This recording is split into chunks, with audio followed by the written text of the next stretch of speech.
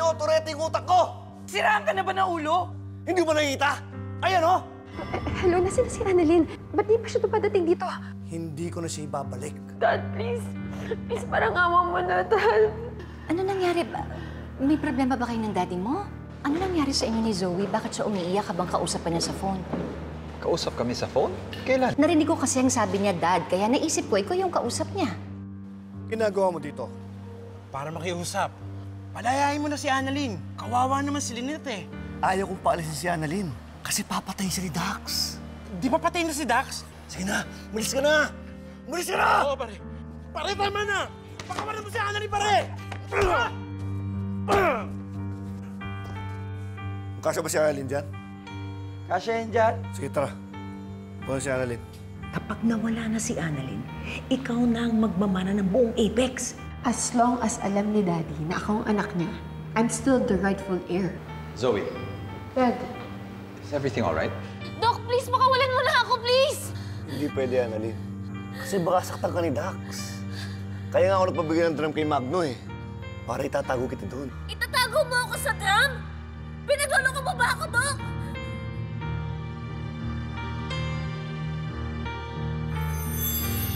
Oo. Para hindi ka masaktan ni Dax. Parang ganito. Sesementohan kita sa loob. Doc, ano ba? Mamamatay ako sa gagawin mo! Annalyn, huwag ka mag-alala. Pinoprotektahan lang kita. Doc, ano ba? Patay na nga si Dax! Ikaw lang yung mananakit sa akin eh! Walang iba mananakit sa akin kundi ikaw! Annalyn. Tama na, please! Tama na, Doc! Huwag ka mag-alala, Annalyn. Ayaw ko lang na masapatan ni Dax. Para sa'yo din to. Ha? Pinoprotektahan lang kita. Doc, patay na nga si Dax! Tara na. Bibili ako ng semento at saka buhangin. Sesementohin natin si Annalyn. Tara na! Kuya, please, huwag kang makinig sa kanya. Napapaliw na siya! Kuya! Kuya!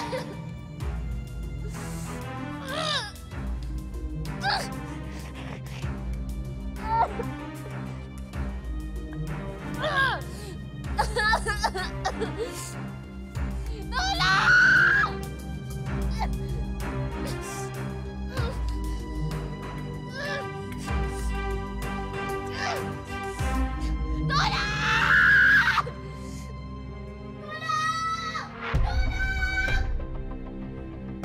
Annalyn? May nabanggit sa akin si Lynette. Bakit ka umiiyak? May nangyari ba? At bakit parang lumalabas na ako ang kausap mo habang umiiyak ka? Over the phone. Eh, hindi naman tayo nagkausap sa phone. May hindi ka ba sinasabi sa akin?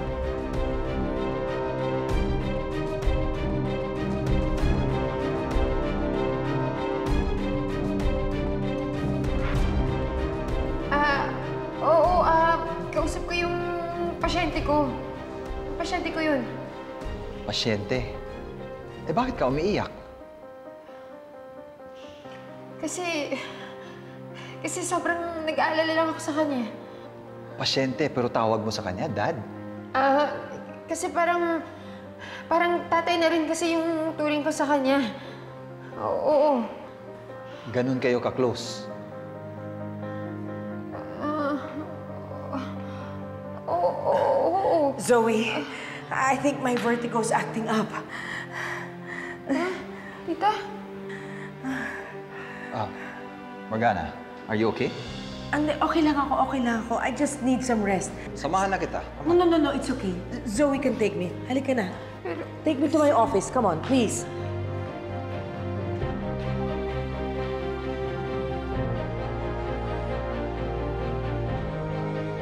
Tulong! Tulong! Annalyn! Annalyn!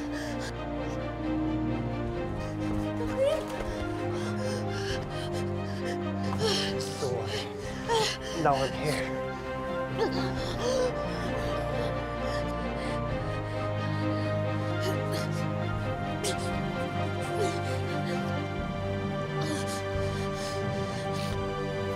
Thank you. You're safe now. I'm here.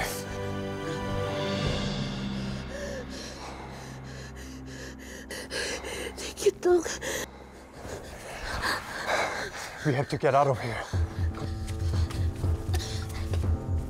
In the first place, hindi mo dapat tinatawagan si Carlos. Tingnan mo nangyari kanina na hindi mo alam kung paano ko magpapalusot kay Robert. Ma'am, wait lang po. Inom muna po kayo ng gamot. Hindi ko kailangan yan. Hindi ko kailangan yan, ha? Ay, nako. Wait lang. Don't tell me you were faking it earlier. Para nga, hindi ka umalis at puntahan mo si Annalyn. Ay, nako, I'm still leaving. No, you're not! I have to go. Hindi ka aalis. Olga, hawakan mo siya. Ano ba? Huli ka, hawakan mo yan! Ano Huli ka. ba? Pinagkulit mo nga. Ano ba? Alika nga dito. Mom! Alika nga dito. Ano ba? Mom! Alika ko! Namamaliw ka na ba talaga? Ako, ma'am? Yes! Ano ba? Diyan ka lang! Ano ba to? Bakit mo ginawa to?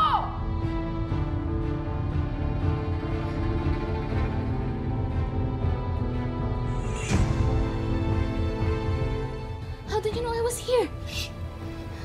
I will explain later. We have to get out of here.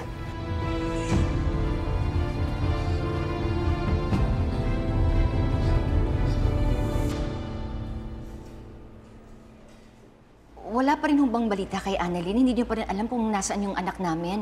Si Carlos, marami mga rest house yun. Napuntahan na po namin ang lahat ng iyon, pero negative po. Sir, so ano na hong plano niyo? Makipag-coordinate na kami sa mga kakilala niya. Naitimbre na rin po namin sa lahat ng istasyon within the area. Hintayin niyo lang po yung tawag namin para po sa update. Salamat. Makakaasa ko kayo. Salamat din po. Salamat po, sir. Sige. RJ, natatakot ako kasi baka mamaya kung anong gawin ni Carlos kay Annalyn. Nagawa na niya patayin si Irene. Tapos si Doc Lindon, baka mamaya isunod na niya yung anak natin. Naintindihan kita, Lynette. Nag-aalala din pa ako para kay Annalyn, pero huwag ka masyadong mag-isip. Baka kung ano na naman mangyari sa'yo. Tsaka pala, nakausap ko si Zoe kanina. Parang hindi ako naniniwala sa alibay niya. She's hiding something from me. Sino pa daw yung dad na tinatawag niya?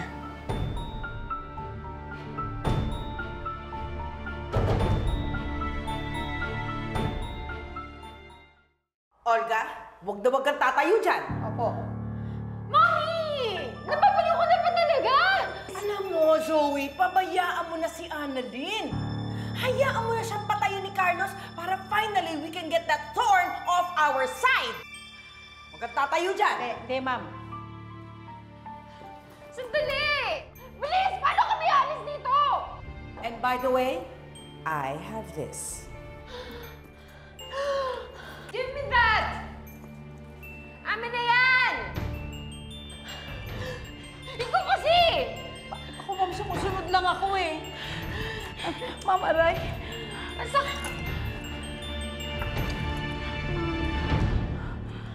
Ang kulit mo kasi, talaga eh.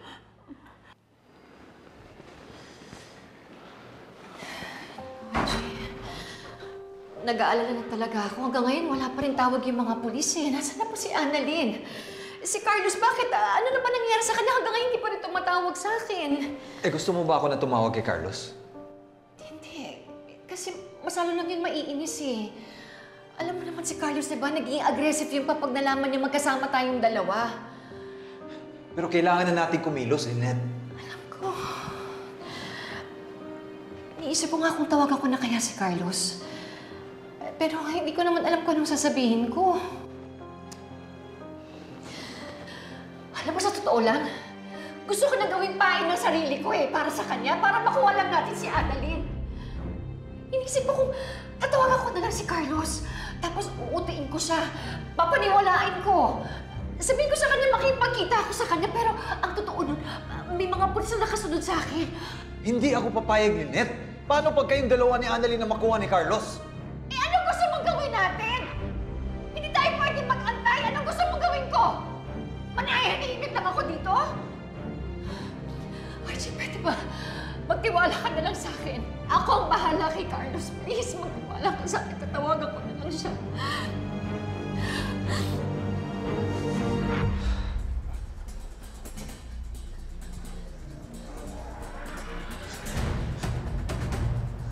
Doc Jerry?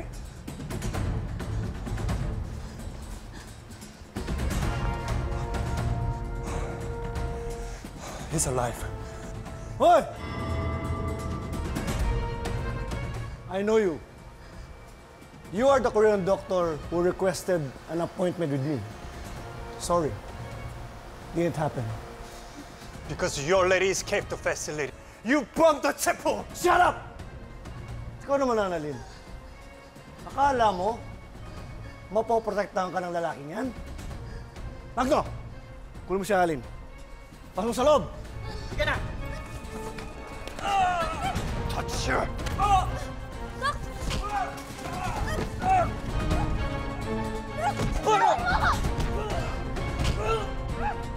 Stop it! Tawan mo ako! Huwag siya Annalyn!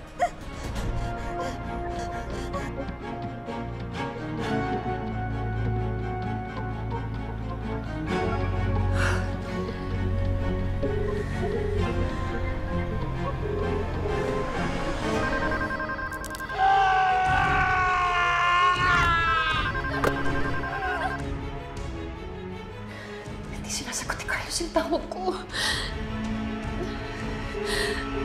Carlos, please sagot mo yung tawag ko, please.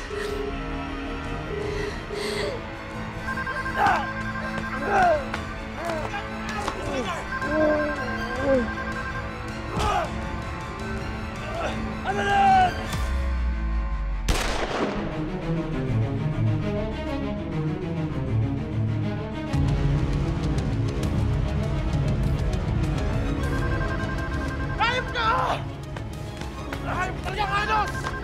Ikaw, utas ka! Annalyn!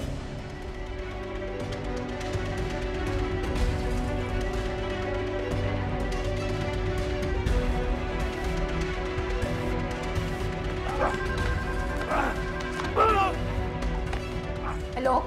Carlos? Hayop ka talaga, Carlos! Carlos! Sino ba yung kausap mo? Ano ba nangyayari dyan? Nakiya ka talaga, Carlos! Nasaan si Annalyn? Nasaan yung anak ko? Ipinangako mo sa akin na ibabalik mo yung anak ko. Nasaan na siya? Lynette, anong nangyari? Hindi ko alam. Basta sinagot lang ni Carlos yung tawag ko, pero parang meron siyang kausap na ibang tao. Carlos! Tara!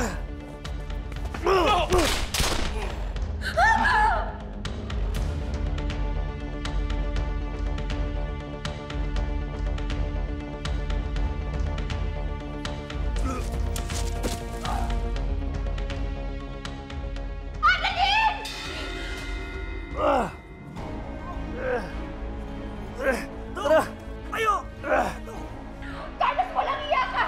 Nasaan si Annalyn? Nasaan yung anak ko? Sabi mo sa akin, ibabalik mo si Annalyn! Si Alin! Iligtas natin! Sabi mo sa akin, babalik mo siya!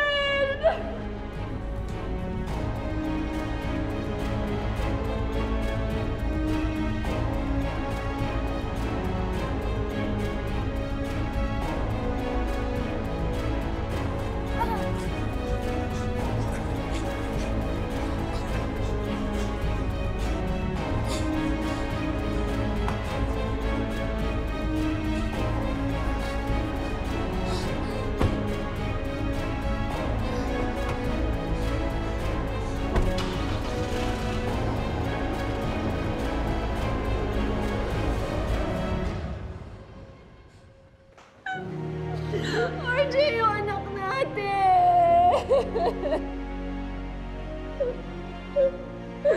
RJ,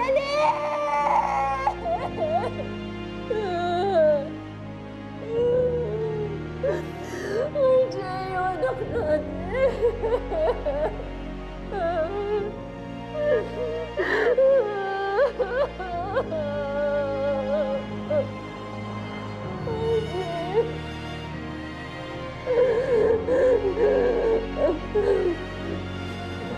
Lynette. Lynette! Lynette! Tulong! Tulong! Lynette, Lynette. Lynette! Tulong!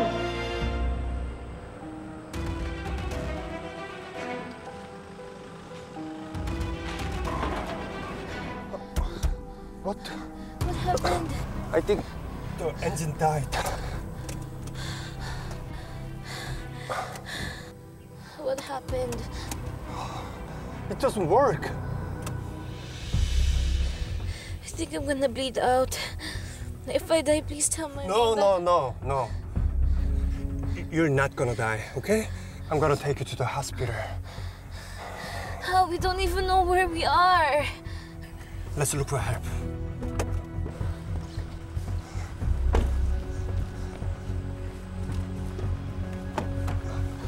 Okay, slow down.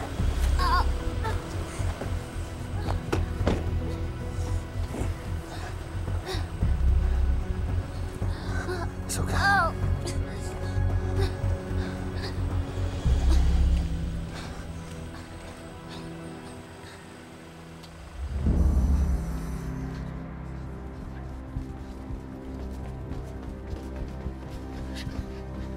Dok!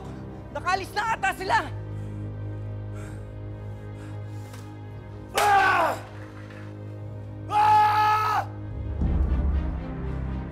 Ano nang gagawin natin?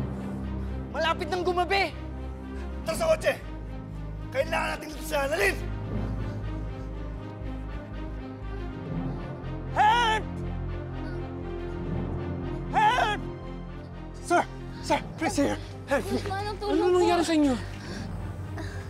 Tumakas po kasi ako dun sa kumidnap po sa akin, tas nabaril po ako eh. Tulungan niyo po kami, please. Kidnap ka? Opo. Yes, please help her. We have to get out of here and stop her bleeding. Where's the hospital? Mas mabuting sumama kayo sa bahay ko. Mas ligtas kayo roon. Tara.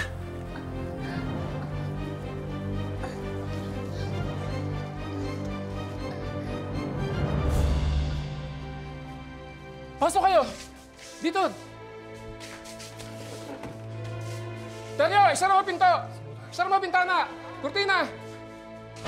Diyan muna kayo, magpapahitok ng tubig. Teryo, ihanda mo palanggana, magpapahitok ng tubig, ha? We need to stop the bleeding. Sir, do you have emergency kit? You know, the emergency kit. Doc, the owner of the car is a doctor. I think he has an emergency kit. Okay, I'll get it.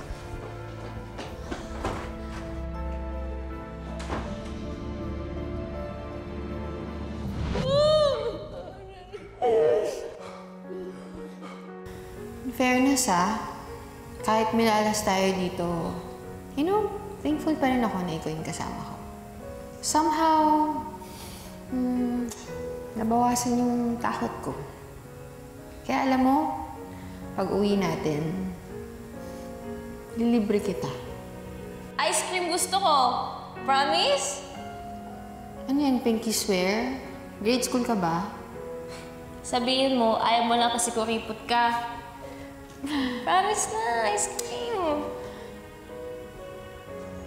Sige na nga. Annalyn, suot mo na to. Sige, dugo, Yeah. Bakit healthy? Gusto ko ng maraming taba ng Barbie. Ayan. Ganda. Bagay na bagay sa'yo. Hindi na tayo nag-aaway, di ba? At least, hinahayaan mo na ako na makita ulit si tatay. At higit sa lahat, parang may ate na rin ulit ako.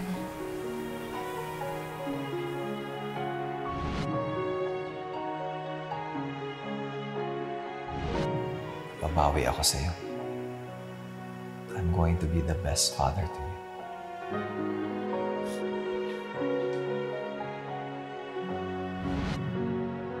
Nagluto ako ng pagkain para sa inyong dalawa ng tatay mo. Ah, thank you, Nay! Parang good mood ka po, Siyempre naman. Happy ka po, no? Matagal ko na po talagang pinapangarap to yung mabuo po yung pamilya natin. Kaya, sa atin pong tatlo, naniniwala ko ako yung pinakamasaya ngayon. I love you, Nay. I love you, Tay.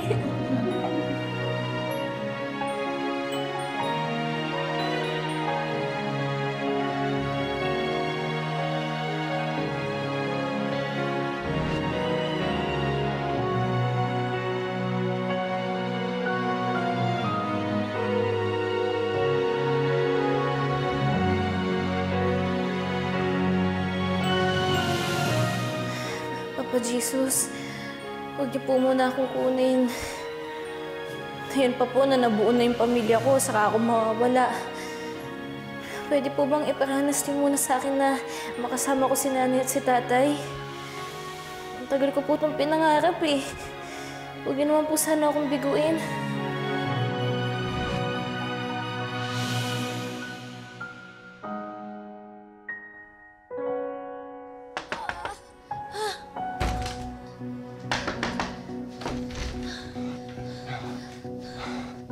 Annalyn, you're right. I found this one in the car. Okay, we had to stop the bleeding. I'm gonna do figure of 8 stitches for hemostasis. We'll just revise the closure when we get to the hospital. Do you know how to do it? Yes, When did you last do surgery? 5 years ago. What?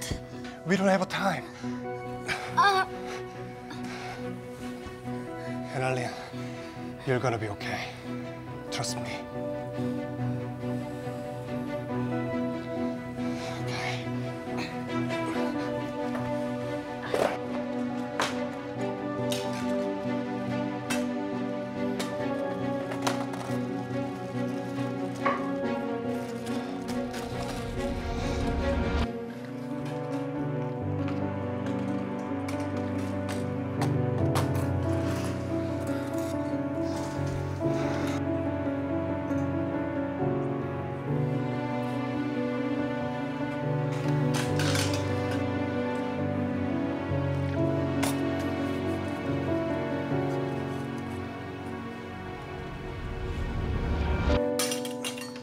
Okay.